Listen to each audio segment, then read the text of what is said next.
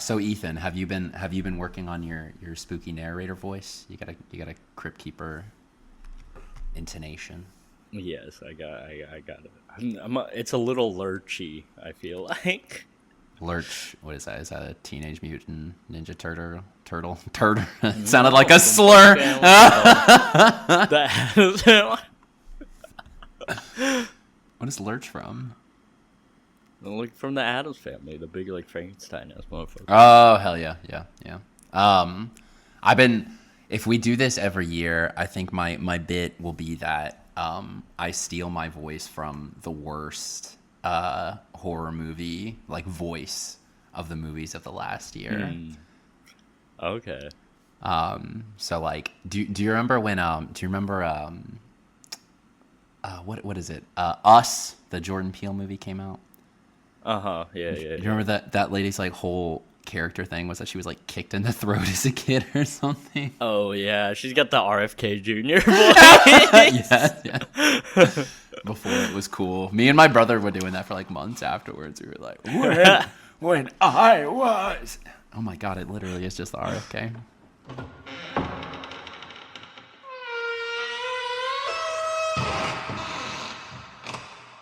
Welcome, listener beloved, to Tales from the Gutter's inaugural Halloween production. Tales from the grave of the dark in the gutter. I am your host for the evening, Count Nosferatu doing too much. Joining me in my lair, my fellow Dark Prince of the Print, the Goon. You think they're fed up by now, or do I No, do the I whole think thing? it's great. I Okay, think it's all right, we'll perfect. keep It's going. very good. Today we break the mold of episodes past to bring you a narration from comic books' dark and troubled history. But before we can sink into this abyss, we must consult the ancient tomes to better understand the horror we shall see this night.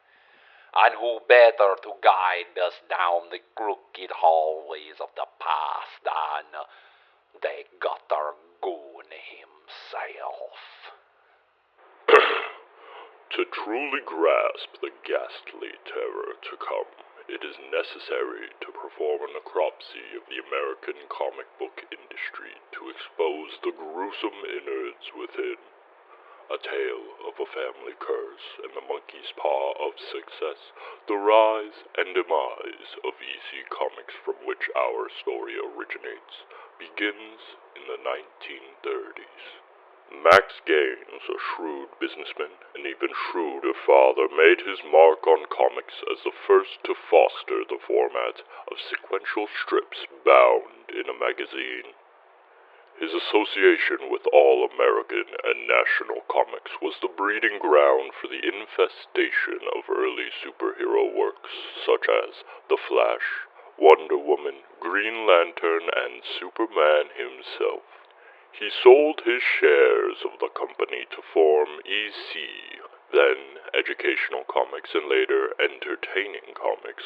Gaines waded into the waters of weirdness with stories of crime, romance, and most macabre, stories from the Bible. He met his maker in a boating accident, leaving his then 25-year-old son, Bill Gaines, to run the company. Reluctant at first, Bill revolutionized EC by bringing his love of radio horror to the ink-dripped pages of comics. Publications like Tales from the Crypt, The Vault of Horror, crime suspense stories, and weird science took the world and the youth by storm. Enter the infamous instigator known as Frederick Wortham. Wortham's hand-wringing sensibilities and fear-mongering book Seduction of the Innocent sought to make a boogeyman of Bill Gaines and comics as a whole. A conservative campaign against comics culminated In a Senate subcommittee hearing on juvenile delinquency in 1954, the Comics Code was introduced, choking the life out of the once great EC. However, their legacy lives on. Like a reanimated corpse riding the Ouroboros of horror media, we bring you a story in the format which inspired its inception. Thank you, Guttergoon. Our offering bled from the pages of Tales from the Crypt number 22 in February-March of 1951, when men were men and women were women.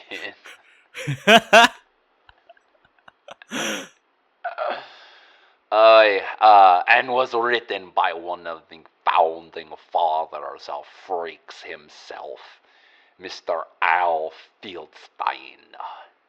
And now, we shall delay no further. Tales from the Grave of the Dark in the Gutter presents Reflection of Death.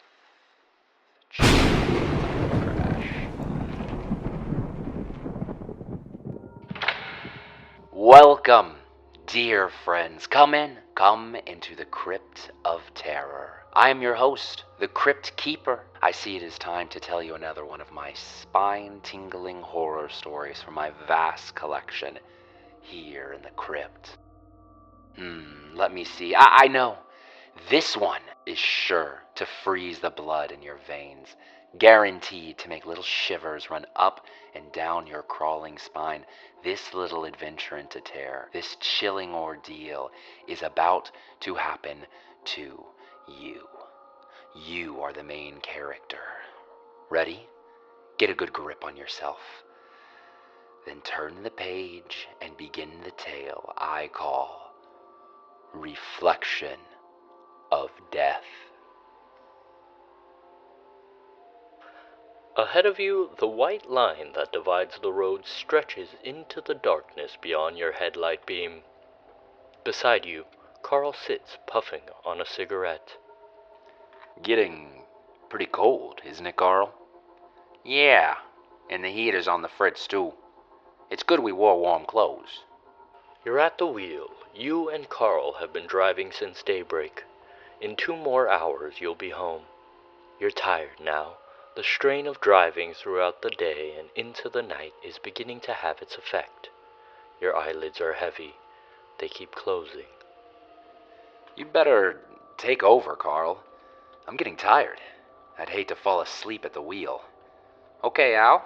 Pull over and we'll switch. You stop the car and Carl gets out. You slide across the seat and Carl slips behind the wheel. Why don't you take a snooze, Al? I'll wake you up when we get to town.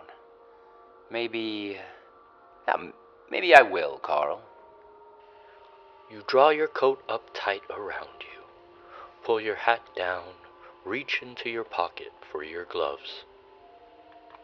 You stare out through the windshield. The road comes out of the darkness at you and slides beneath the car, unending. Faster, faster. Carl begins to whistle an off-key tune. The motor purrs. The road comes on. Your head begins to nod. Carl's whistling continues, flat, unmelodic. Suddenly he gasps. You look up. A pair of headlights, bright, blinding, hurtles at you from the darkness. Carl shouts. You try to scream, but it chokes up in your throat. A rattling cough. Look out! Al! We're gonna hit! There is a splintering, shrieking crash of metal and glass and squealing brakes. You feel yourself flying forward, a blasting light, the pain, the cold, and then the velvet night closes in. All is quiet, except for a distant, far away, whimpering. The blackness is empty, eternal. You float in it, turning, twisting, falling, then rising again. The pain is gone. Everything is gone. only the darkness on, dark, black, empty. You raise your head and look about. You are lying at the edge of a road. You remember now. The headlights, the crash. There must have been a collision, but the wreck, there's no sign of it. You get to your feet. Your clothes are torn and dirty. There is a smell, a sickening smell. You look up and down the road. No smashed glass, no twisted metal, nothing. Just a road, clean, white, reaching into the night. A car is coming. You stumble out onto the concrete. You raise your gloved hand as the car bears down upon you. Its wailing brakes bring it to a stop. Crazy fool! Do you want to get yourself killed? You step close to him. You begin to ask him if he'll drive you into town, that there's been a wreck. Suddenly you see the wild look in his eyes, a look of stark terror. He stares at you and shrieks. The car meshes gears and roars away. You can hear him screaming. You cannot understand. Then you laugh to yourself. Of course. You must have been cut in the accident. Maybe the sight of blood scared him. You start down the road, toward town, toward home. Then you see it, the fire. Someone under the road bridge cooking. You move toward him. Perhaps he heard the crash, saw the accident. It is a hobo, a tramp, huddled near the fire. He stirs something in a can hung over the flames. He looks up as you approach. Welcome, partner. If you're hungry, set yourself down. The stew's just about done.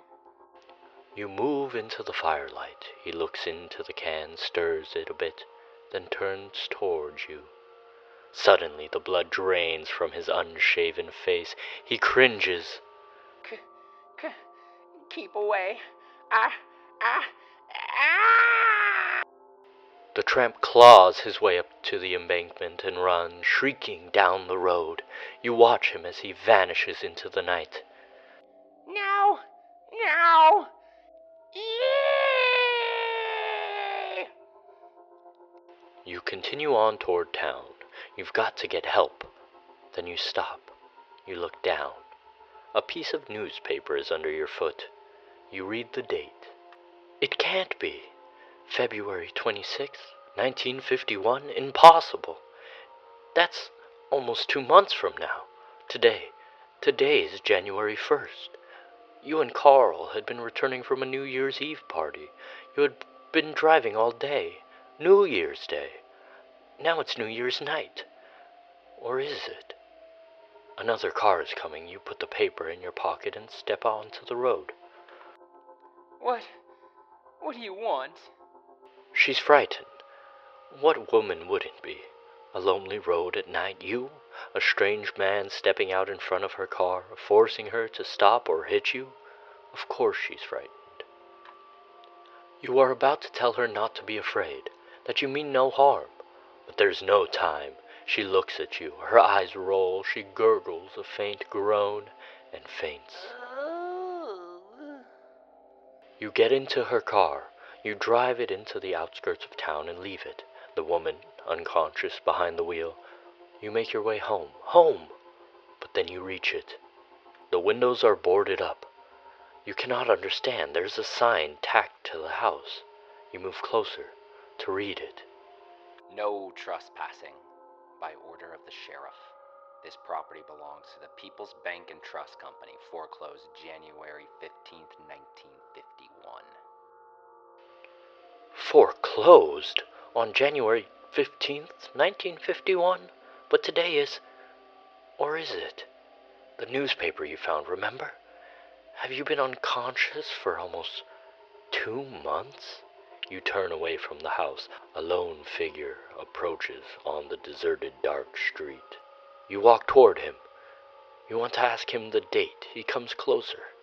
Then he sees you. Good Lord! He begins to run from you. You run after him. You only want to ask him a question. Why does everyone stare at you, wide-eyed, faint, scream, run from you? Why? Carl's house. You're in front of Carl's house now. Carl, who was with you when the accident happened. You go up the steps, stand before the door, ring the bell. Heavy footsteps approach. The door opens. Carl stares out at you. You wait for him to scream, to run, wait for that look of horror. But nothing happens. Carl, let me come in. You've gotta help me. I don't. You rush into his apartment. It is dark. Carl objects. You tell him the story. You blurt it out. Everything. The crash. How you woke up. The people that screamed when they saw you. Except Carl.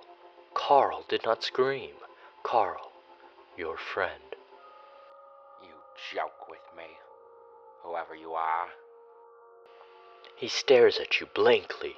There is no recognition. Don't you know me, Carl? Don't you recognize your old friend Al, you say? He shakes his head and turns away. You're fooling. This is some kind of gag.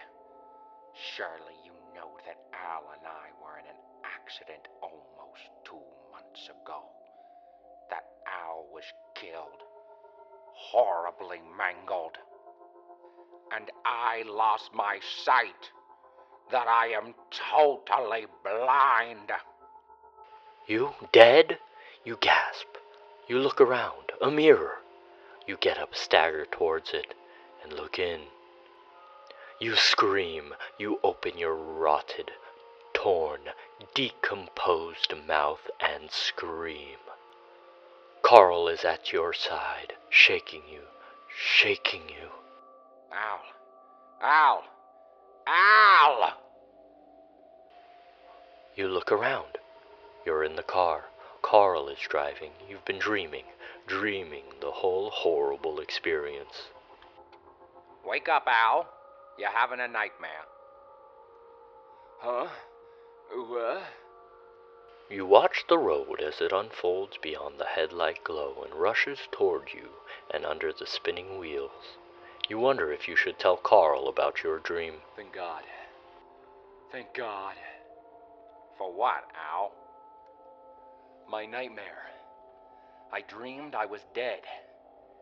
Everything was so real. Thank God it was only a dream. Oh. Yeah. We'll be home soon, Al. You stare out of the windshield. Far away, the headlights of an approaching car knife through the darkness. Icy fingers grip at your hammering heart. They're coming at you now. Fast. Carl, that car! You try to move. You're paralyzed. The dream. It's so much like the dream. You try to scream, but nothing comes out. Carl gasps, then shouts. Look out! Al! We're gonna hit! There is a squeal of brakes and the impact of tearing metal and shattering glass. You feel yourself thrown forward, a blinding light, a shooting pain. Then the darkness closes in, and you're floating in a sea of velvet black. You open your eyes. You can see the stars above you, twinkling. A leaf floats from the tree overhead to earth. You are lying at the side of the road. You lift your head and gaze down toward your feet. The dream, so much like the dream. You struggle to your feet. The road is bare. There is no sign of the wreck. From far off, the sound of a motor tells you of an approaching car. You step out onto the road. The smell, the sickening smell of rotted flesh burns your nostrils, so much like the dream. Only now you know what the stench is. The car stops. You move toward it. crazy fool. Do you want to get yourself killed? The dream is real. You know what's about to happen. He sees your face. You steel yourself for his reaction. It comes. A haunting, terrified scream. You're dead. You know it now. Dead. And this time, it isn't a dream. Well, kiddies, that's it. Like it? Like being a corpse? Well, you might as well get used to it. It's bound to happen. Eventually. Oh, come. Why the grave face? You've got time. Maybe you'll know it's coming by having a dream, like poor Al in the story. If you do, you'll have something to look forward to. In the meantime, you can look forward to some more chilling tales in this book.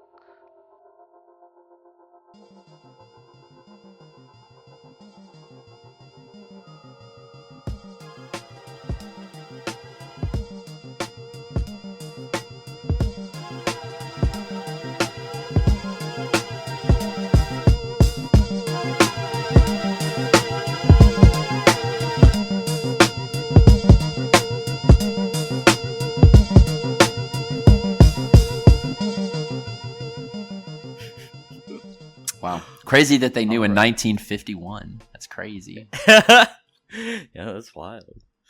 Honestly, They were very ahead of their time. 1951 goon didn't mean anything. You know what I mean? They had no idea what we were Yeah, going to do I with mean, that word. Back then, goon just meant a large man who is probably ethnically Italian or something that would go fight people. Hell yeah. You wanted to be a goon. Now. These are better times. Now goon is a verb. Yeah. It's no longer a job title. They won't let you be a goon anymore. A job title. So, we picked this one, I think, because it fits very well into the audio format, which is it's funny because it is like the Gutter Goon himself said. It's very cyclical. We're a performance of a comic that was inspired by radio horror dramas to begin with. Yeah. The horror media at this time was so interesting because everything fed itself. Because then you had horror radio shows, which even Rod Serling was doing after he got out of the war and shit. He was writing that stuff, and then EC, and then Rod Serling does Twilight Zone, and then you get shit going into TV even further. You get the Tales from the Crypt TV show. 3 different Twilight Zone. Yeah. I do also want to shout out the 2001, 2002 Twilight Zone because hosted by Forrest Whitaker, and then guess who the theme song is done by? The remix of the Twilight Zone theme? Is it by the guys who did Ghostbusters? No, it's by Korn. Shut the fuck up. No, it's not. Yes, it's by fucking Korn, dude. Look at that shit. What the hell? It's fucking crazy. It's kind of a banger, dude. It kind of hits. It's wild. And then you get shit like... Oh my fucking god! Forrest Whitaker, no! What did he ever do to... Fine. Alright, okay. He's fine. He's no Rod. Nobody can top Rod. I saw a little bit of the Jordan Peele one too, and that's fine too. I think it's just fun, yeah.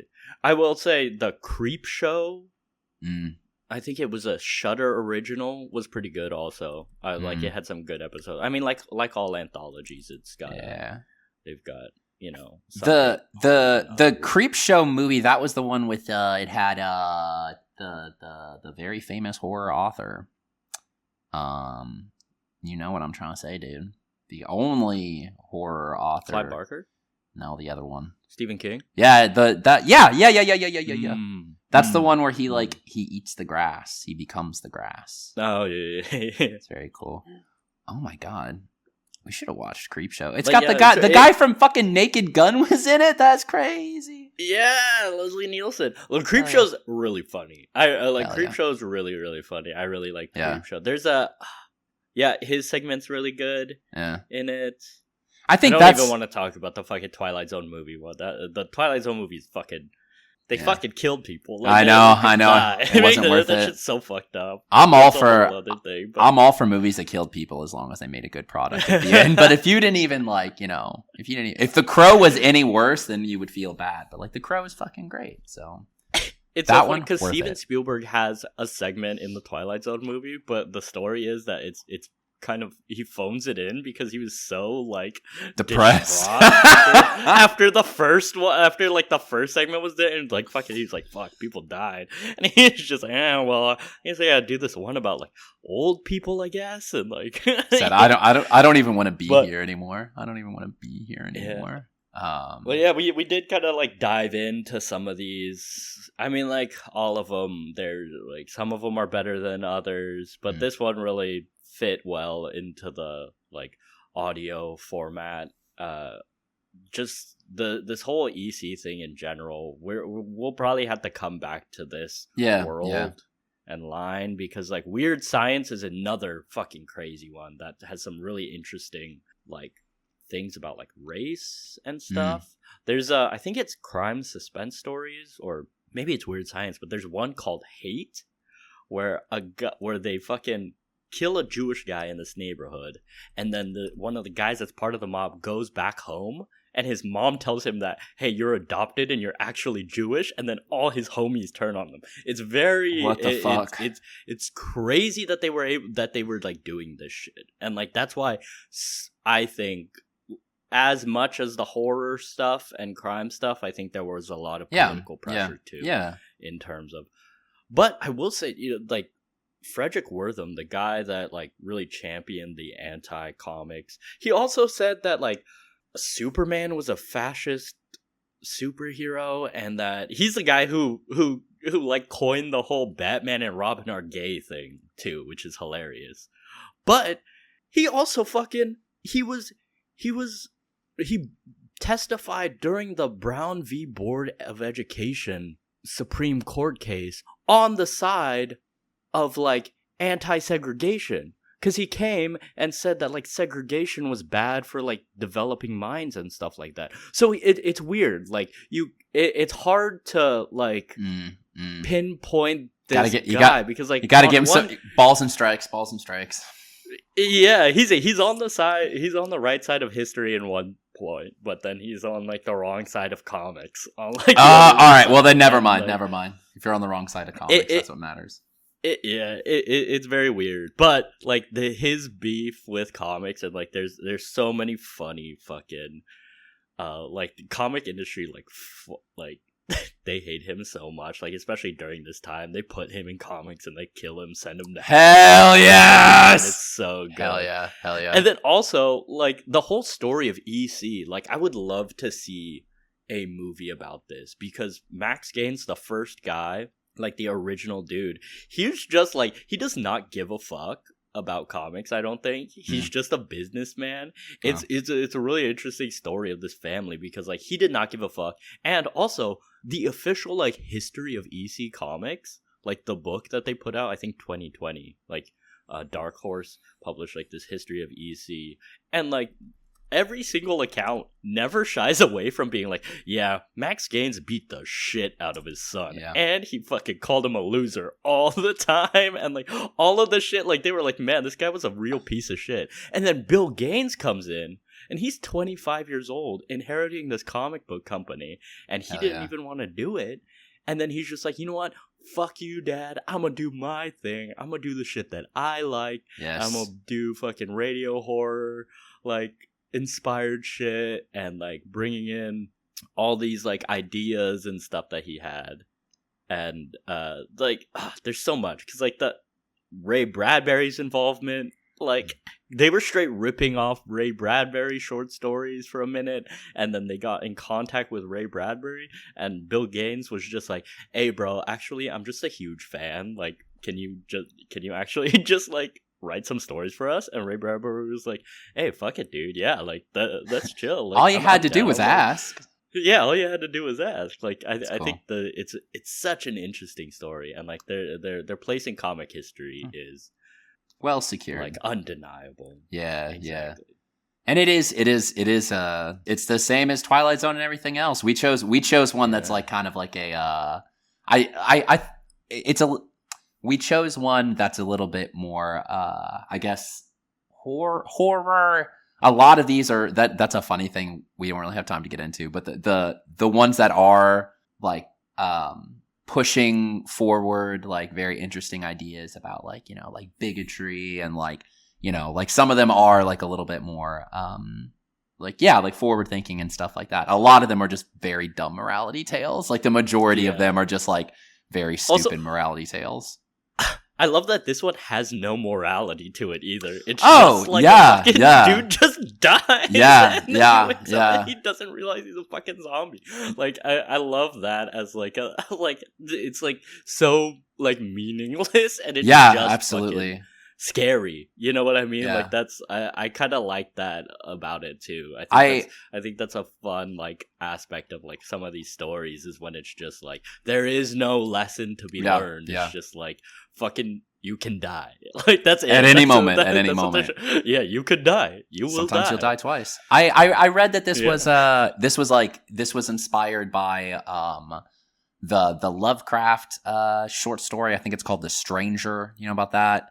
So it's just playing that same bit where over and over, like he runs into people and they like act horrified. And at the very end, the guy finds out he's like this disgusting ghoul or something. So even that was taking some inspiration from some earlier tales. But yeah, this one was a ton of fun. Maybe next year we'll do something a little goofier. Some of the images up on our like Instagram and stuff from this because like the art is really cool. Al Feldstein, he's like one of the goats. He was there during the Max Gaines era and like he really came into his own when like Bill took over. He was like kind of his right hand man and like he worked with a lot of the greats too, like Harry Harrison and like Wally Wood, all of the comic artists of this time that are like legends now, and he's kind of like he was there, right, like from the very beginning, and I think it's awesome. But yeah, let's take it now to the present and talk about some of our like horror Halloween picks for this year. What do you recommend?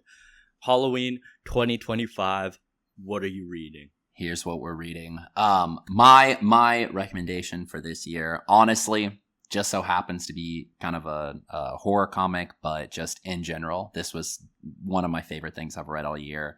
Into the Unbeing. This was written by Zach Thompson, illustrated by Hayden Sherman. First comic I had read by Zach Thompson. Have you read anything else by him?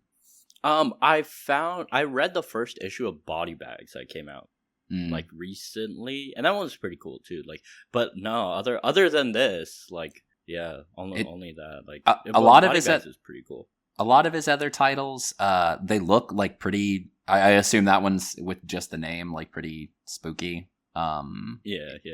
I'll definitely read more of his stuff later. I listened to a podcast interview with him. I can confirm he's another writer on the long list of modern comic writers who just write horrifying stuff.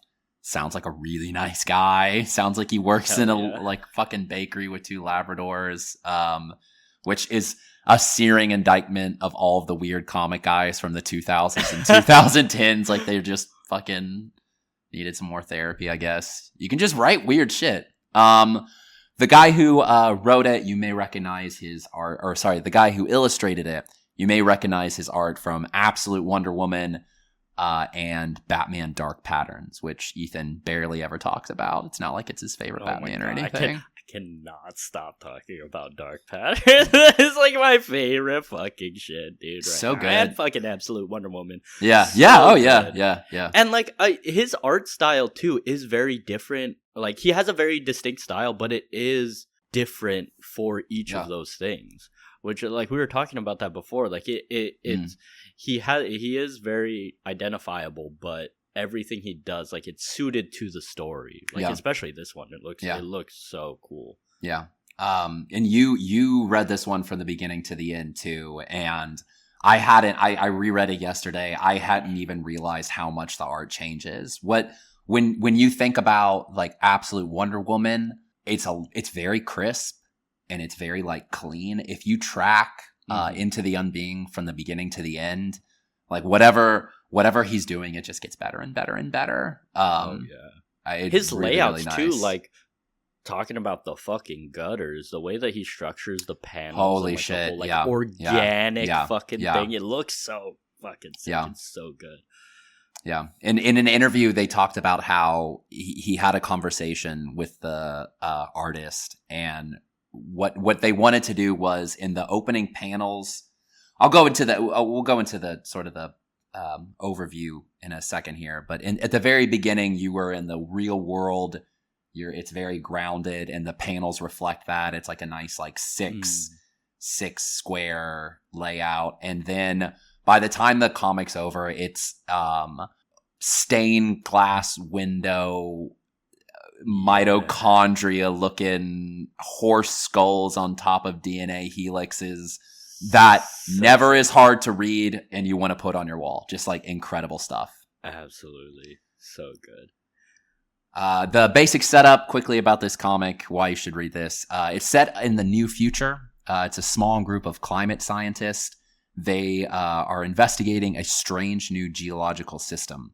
The world has been devastated by climate change, and each of these characters are deeply troubled by that, how it's affected them, and kind of their place in the world of climate, if that makes sense. One lady used to be like a climate activist. One person used to work for a fucking oil company as like a union breaker. Like they all have this like very direct connection to the world as it is right then, and they all they take that with you too, which is like, and a dog, like all the and main a dog characters, and a dog. Yes.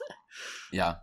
This new system, this new geological system, just so happens to look like, when they finally do find it, a massive face screaming rising from the inside of the earth.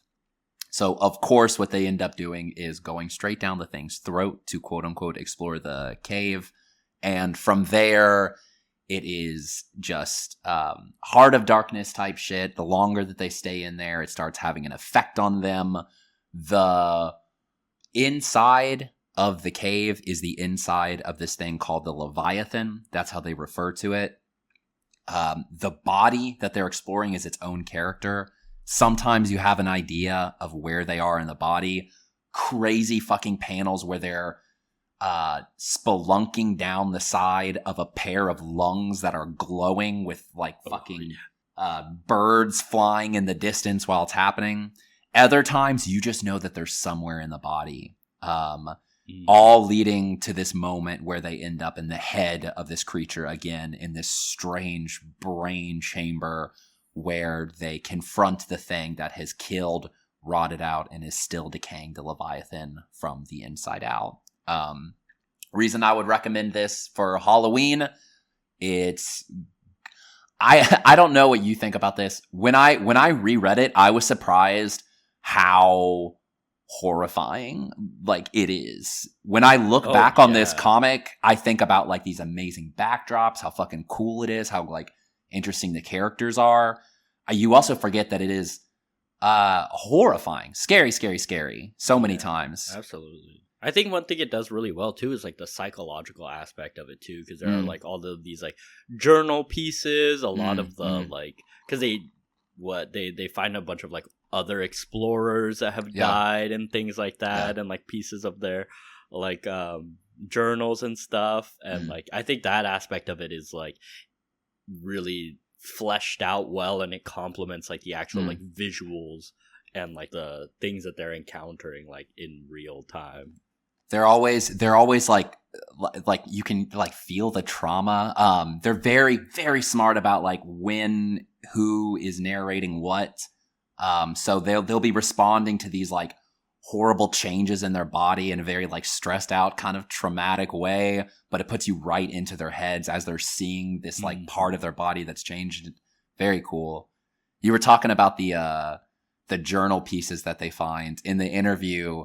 He was talking about he's such a fucking nice guy. He was trying to not piss off his letterer, man. He like so he has one guy draw out the page, and he was like, "Oh well, I'll just do it myself." But he can't fucking read his own handwriting. But so so it's like in the draft that they send to the letter, and the letter is like, "Bro, just like let me fucking do this." So like just out of his own goodness, like actually has these really cool like, I mean, there's like 6 or 7 of these like full page spreads of journal pieces. Very cool. The reason why I would recommend this in general is that to me, to my taste, this is basically perfect. Action crescendos perfectly. The journey is this fight for survival, hostile, unknowable environment. Characters are lost, but the writer seems like he knows exactly what he's doing. The way the mutations they get play off their characters and their backstories, who is narrating what times, really small details that you will look back on from a book or so ago and realize that it started an event that is just now showing itself on the body of the character in that moment. I rarely reread panels like I read through this book. Super meaty, for lack of a better word. Takes a long time to digest, for lack of a better expression. Couldn't recommend it enough. And hopefully, honestly, if he wants to keep building on it, I'll always read more. But I'm excited to have found a new author that I can check out some more of his stuff. Yeah, super tight too, because it's 2 parts. 4 issues each part, so 8 issues total, full story, super well fleshed out. It doesn't feel rushed. There's like, you explore so much of the characters and things like that, and like we were talking about like comparisons, right, to stuff like Annihilation. Yeah, for sure, very similar. It's honestly, to me, the first thing I thought about when like reading this was like eldritch horror, magic school bus. Oh yeah, like absolutely, if they went into the body of some like unknowable creature like that, truly, that's kind of the vibe it gave. But I agree. This is one of like the better things in general. Like this would probably crack one of my top 10 or absolutely top 20 of like the last couple years for sure. Like it's like really good, especially like for indies and as like a self-contained thing. Like, and it's Image, right? It's an Image book. Oh no, this is Dark Horse. Oh, Dark Horse, hell yeah! Talking about way back when we were talking about Ted McKeever, talking about when a comic book writer gets lucky and how much it'll affect their work if they get the time and space they need. He was like, the most I'm going to be able to do with this is a 4 comic series. So like, let me like tighten it up and make sure it's really good. And then they just decide halfway through, they're like, no, take a break here, get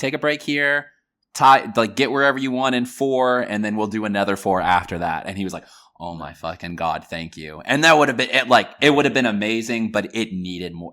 I need more now. So just like let people who know what they're doing, give them some space, let them work, man. Like you get a good result. Absolutely. That's awesome. Yeah, I think it really like it paid off perfectly. Like it was really worth it because I see like, I mean, a lot of people have been talking about this is a pretty highly rated thing, and like coming out of Dark Horse, like in terms of like competing on like a larger scale with something that's not like licensed or like Hellboy from Dark Horse. I think this is probably one of the biggest things that they've come out with recently that's like that's hit this hard. Yeah, do you have any more to say about Into the Unbeing? Honestly, it's fucking sick. Like, go fucking read it. Yeah, what else can you say? Absolutely. I second the recommendation. Like, I could not concur more. Like, both of these guys, I'm really excited to see what they're doing. Especially fucking Sherman, man. There's nothing that I've seen of his that hasn't been great. as Wonder Woman went on, we got like more like mermaids and minotaurs and stuff like that. But at the very beginning when she's fighting that giant like fucking what do you call that? What's like the tardigrade looking motherfucker? I was like, this is just more. This is just more into the unbeing. Like it's the same thing. It could have literally came from that. So good. Yeah, it's so sick. All right, what about you? What about you? Top spooky comic of the year. So for me, this one is something that is very different from your pick. I think I wanted to pick something that like represents what I feel are very two important parts of the holiday. So fear and fun. So like something that's a little bit more whimsical, I guess, a little bit less like serious. Even though this does have like some heavy stuff in it, this is something that like if you like stories about adolescence, coming of age, and unimaginable horrors, you'll like Nights. That's like Nights like NIGHTS. And this is written by Wyatt Kennedy and art by Luigi Formisano. It's a contemporary urban fantasy that's different than anything else like in recent memory, because I'm trying to think like maybe Something is Killing the Children, another like urban fantasy, I guess you would call that too, but this one is very different. Like it scratches like a very specific itch that's hard to describe for me, but it's something that like to my taste feels like it was made for me or like people that like the same shit I do, because it's Formisano's art is, and like Segala's colors are vibrant and fantastical, and at the same time it's like oxymoronically grounded. Like it feels like every childhood Halloween special that you grew up with you, right? Like it deals with a group of young adults figuring out their place in the world, but it stays away from the more like eye-rolly YA type shit and tells a genuinely heartfelt and exciting story. It's got bright colors, endearing characters, and full frontal hermaphroditic demon nudity. What more could you ask for, right? So now it's at 15 issues. They're in their third arc right now. This started in 2023.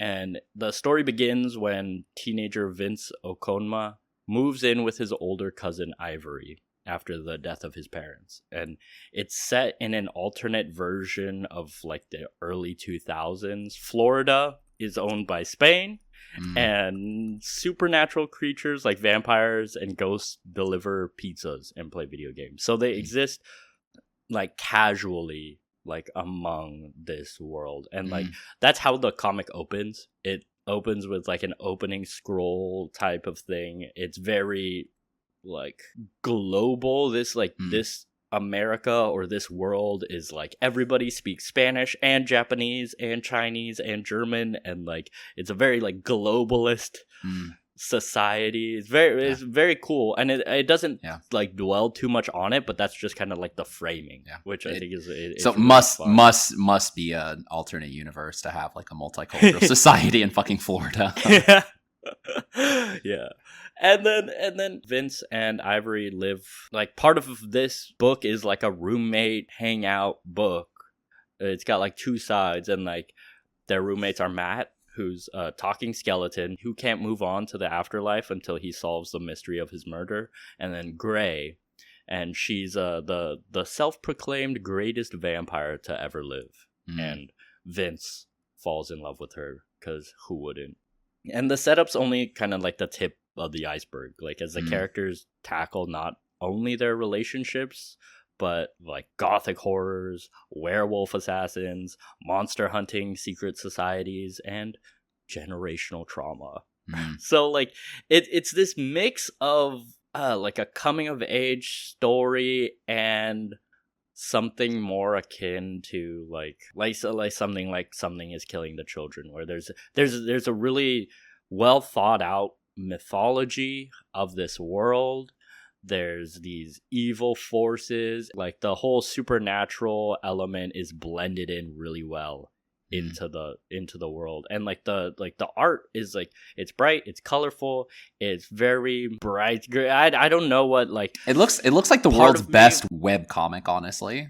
It's very webtoony in a way. And like that's the thing too, is like at first when I started this, I wasn't expecting it to be as good as it is. Like I thought that it was gonna be a little bit more on like kind of like the webtoony, corny kind of side of things, but it does get very dark. It like the storylines and like the relationships are like very grounded and like realistic in a way. There's so many of like these interpersonal dynamics that are like really interesting.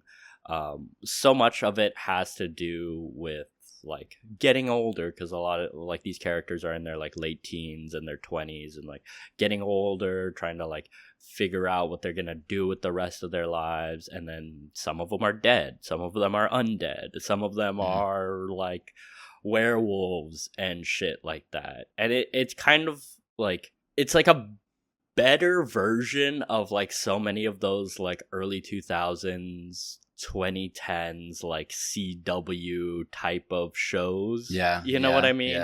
Like it's like that, but like better and wackier, because it's a comic. So like you get way crazy violence, and I think the art really complements the story, because like the more slice of life stuff is really fun and engaging, but then like the violence and action is sick. Like there's some great fucking battles and shit like that go on in the series. I don't want to give like too much away, because it's still like ongoing, and like there's a bunch of like twists and turns in the story, but like overall I think this feels very Halloween to me.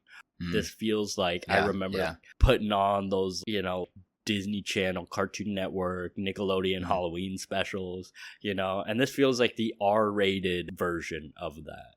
It also, it seems like they're pretty, like, it seems like they have a lot of fun with references, like, from the stuff that I've seen. Like, there's little pieces of, like, a lot of other media inside this comic book. Yeah, because this is very, like, I think Wyatt Kennedy's a millennial, but, like, yeah, it's very millennial, Gen Z vibe, but not in a cringy way. Like, it's so hard to describe, like, how, like, there's it walks good things.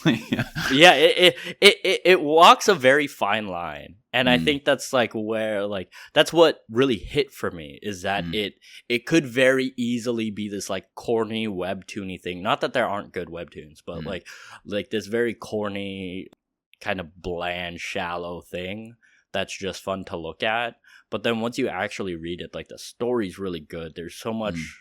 Like the like their character relationships are really interesting, because Grey is this like undead vampire, and she's got this history that goes like back hundreds of years, and there are these like ancient prophecies and things like that.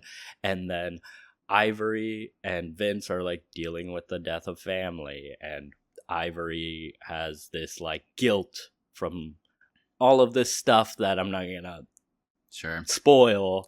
And then Matt has like he's a dude that died, and he doesn't know why. And like it really explores like kind of like the depression that would come from like being a ghost, where you're just like, well, fuck, like I died, I don't know why I died, I can't move on with my like life, quote unquote, until I like figure it out. And it really captures this. Maybe it's just my own quarter life crisis coming through right now, but like I feel like it really hit for me in that way, where it's this is like, me. This is literally me. Yeah, literally me. I'm just a fucking skeleton dude. But like yeah, no, like this is like this took me by surprise. It seemed like something that I would really like, that I would feel like I had to defend. But it's actually quality. You know what I mean? Like, it's actually really quality comics. And it's getting an animated adaptation. Oh, awesome. Pretty soon from Titmouse, the studio that did Invincible. And, like, a bunch of other stuff, like the Critical Role... All right, and stuff like that. You heard it here first. Read this right now to be cooler than everyone in about a year. Okay, exactly. Get on the fucking train. And I will say, in a very comic book way, their release schedule has kind of been all over the place. So it's only 15 issues in right now. It's been going on for 2 years. So like, you got plenty of time to catch up. Yeah.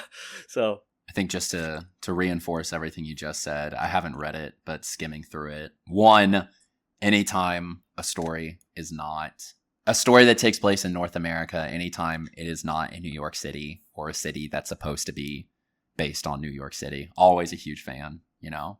I was making fun of it, but at the same time, like, you know, I'll read a fucking Florida comic book. That's nice. Yeah, the world is very, very cool, and it doesn't just feel like, oh, hey, we're just gonna say it's in Florida.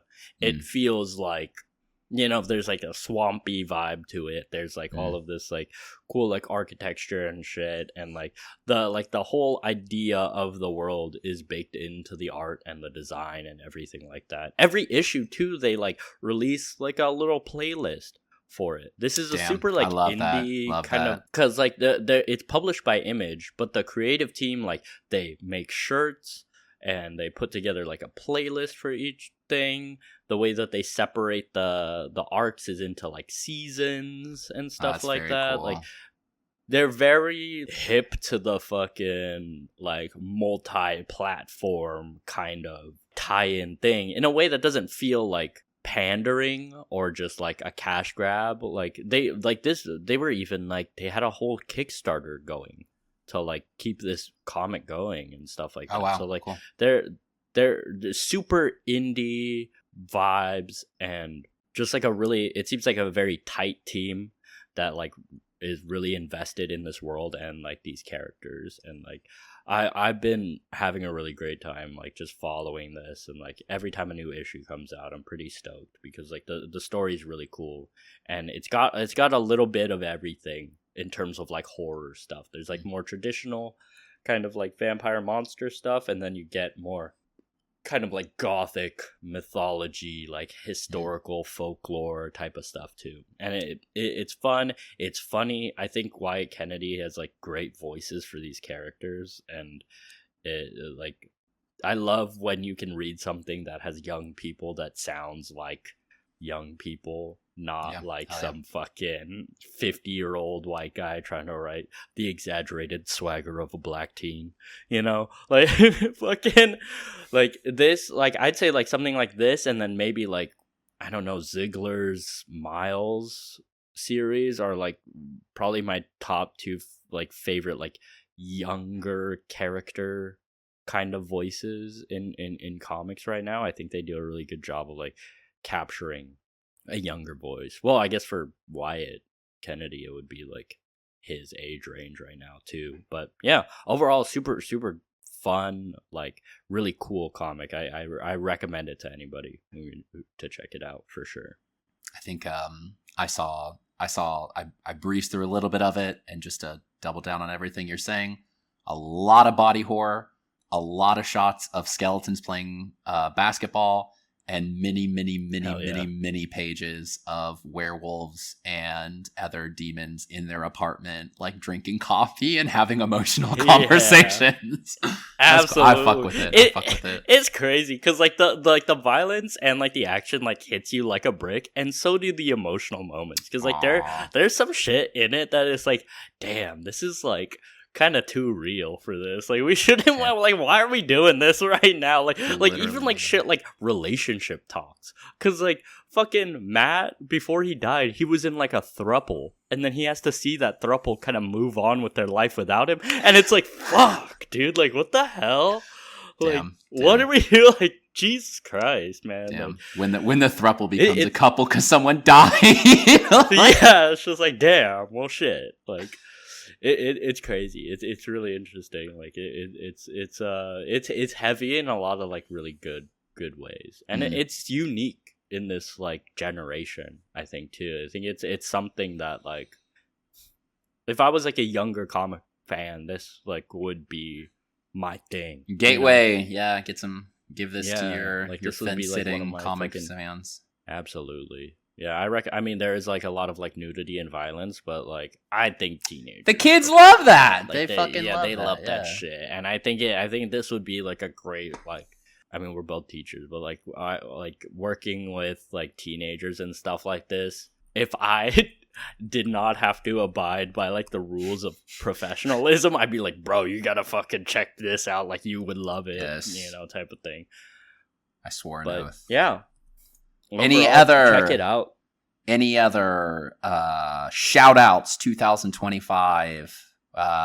Couple quick. Any other spooky? I know you got others. Any other good ones this year? Oh yeah, like that's the thing too. Like we picked very specific things to kind of like exemplify like our like last year or whatever. But there's so many great, comics. Fucking good comics in the last year, dude. So many good, yeah. Even like in the last couple years, like Barry Windsor Smith's Monsters, fucking Ice Cream Man, has still been like going strong. It's in and out. Phantom Road, we were talking about recently. It's horror, kind of horror, but sometimes like more kind of sci-fi. Yeah. Also great. Yeah.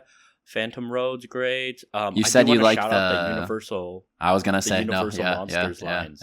Yeah, the Universal Monsters, so good right now. I did not expect them to be as good as they were, but fucking Invisible Man 2 issues in right now at this point, really good. I really like Creature from the Black Lagoon. Was really cool. That's it's got Dan Waters and Ram V writing it. And then also the fucking Department of Truth team. Shout out to Department of Truth too. Like they did issue 0 came out this year, which was really cool. Oh, cool. Yeah, that one was awesome. Department of Truth's been great. But the Department of Truth team, you got James Tynion IV and Martin Simmons doing art on Dracula, which is really good. It's very cool. And are they going to team up at the end? Are they all going to team up and fight crime? Is Tom whatever Cruise happened? joins? Whatever happened to the Universal Monsters? Yeah, whatever happened to that universe? Where did that go? We didn't give them our money. You got to give them the money if you want them to keep making it. Them's the rules. Them's the rules. God damn it! Thank God that we went back to making good movies like Tron. I'm trying to think of like.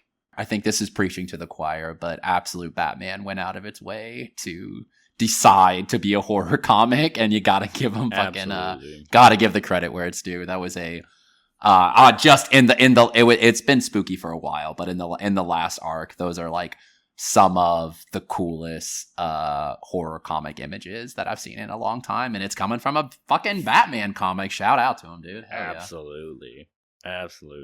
Yeah, I think like just in general, horror and comics are so like entwined, all the way going back to like EC and shit. Now we're really seeing it, like everything.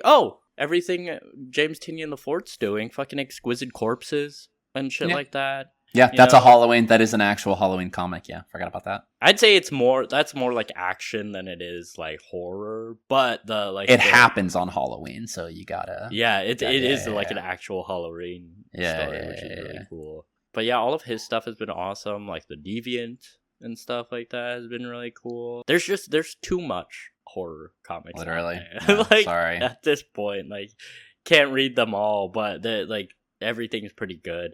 Read what you can. We went to look at what are the spooky comics that we've read this year, and then we just ended up like just being like, oh fuck, I need to read that, to about like 75% of the ones that were on the list. All right, let us know your favorite spooky comics in the last year. Yeah, what are you guys? What is everybody else reading right now? Because like I feel like honestly, some of our picks, our shout outs and honorable mentions are a little basic. Like I know like everybody's reading Ice Cream Man already, that's into the horror comics is already reading Ice Cream Man and stuff, but like what else is like, what is there, because there is too much all the time, and it's one of those things where unless you hear it from like a real person or something like that, then like you never really want to check it out, Yeah, look, we've got nothing to prove. Okay, I don't wake up in the morning and think I haven't read enough weird comics. All right. Yeah. Happy Halloween, everybody. Stay weird. Stay safe. R.I.P. D'Angelo. Hell yeah. Who's D'Angelo? Halloween. All right. This has been another. Came out a little different on the other side. This has been another Halloween production of Tales from the Gutters. Until next time, everyone, stay entertained, comic book fans.